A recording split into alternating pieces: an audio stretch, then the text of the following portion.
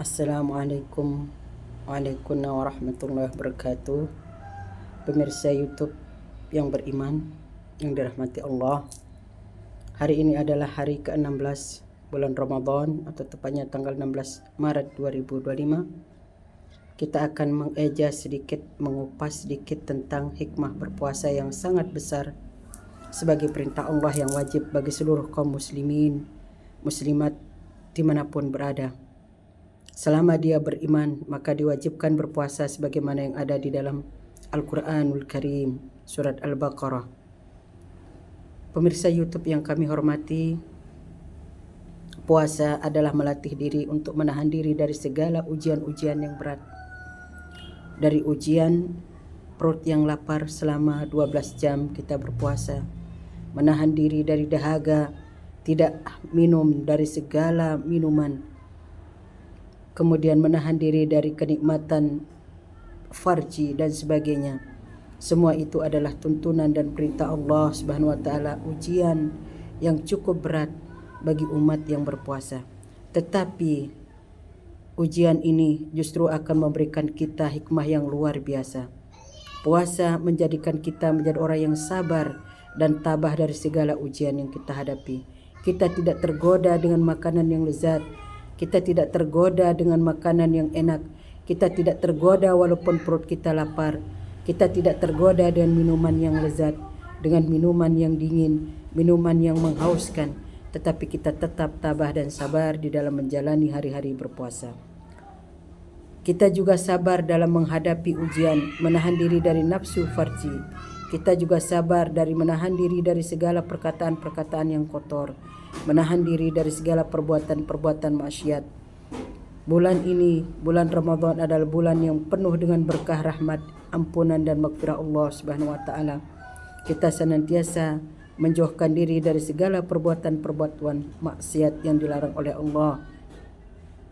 Itu yang pertama. Kemudian yang kedua, puasa melatih kita untuk menjadi disiplin.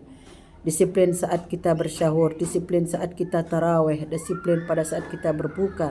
Kita tidak akan berbuka selain pada waktu yang telah dihalalkan dan ditentukan. Kita tidak akan berbuka gimana pun kita haus dan laparnya selain pada waktu yang telah diperbolehkan. Begitu azan maghrib berkumandang, maka di sanalah kita akan berbuka, karena pada saat itulah dibolehkan kita berbuka oleh Allah Subhanahu wa taala. Kita disiplin melaksanakan segala perbuatan-perbuatan pada waktunya.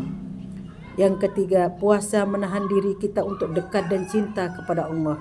Dengan menahan diri kita dari berbuka di siang hari, menahan diri kita dari makan dan minum di siang hari, maka itu adalah bukti kecintaan kita dan ketaatan kita dan ketundukan kita kepada Allah Subhanahu wa taala.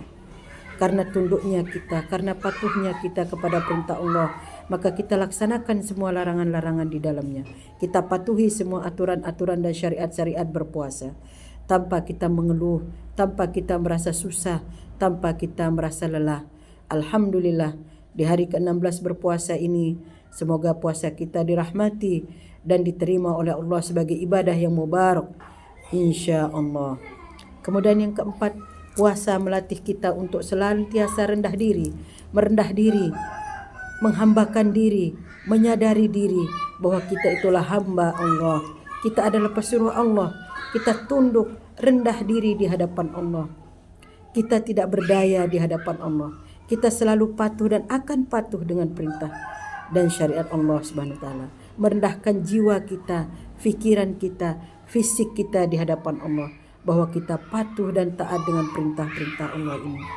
Kita semua akan senantiasa berada dalam ketundukan dan kepatuhan, karena kita itu adalah Abdullah, hamba Allah yang diciptakan tiada lain dan tiada bukan, hanya semata-mata untuk beribadah kepada Allah Subhanahu wa taala.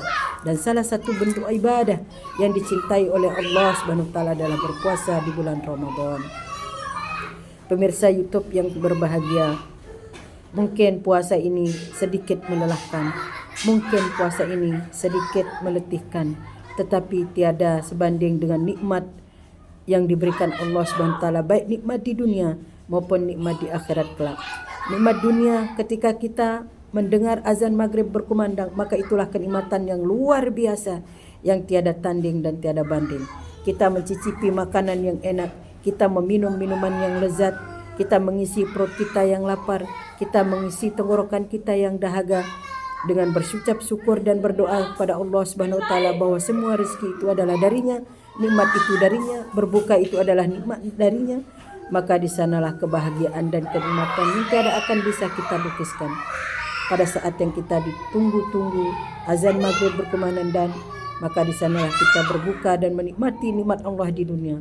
Lain juga nikmat Allah di akhirat berupa ampunan, keridhaan Allah Subhanahu wa taala. Amin ya Allah ya rabbal alamin. Mungkin hanya ini yang bisa kami sampaikan kuliah 7 menit pemirsa YouTube. Moga apa yang kami sampaikan bermanfaat untuk kita semua. Billahi taufiq wal hidayah. Wassalamualaikum warahmatullahi wabarakatuh.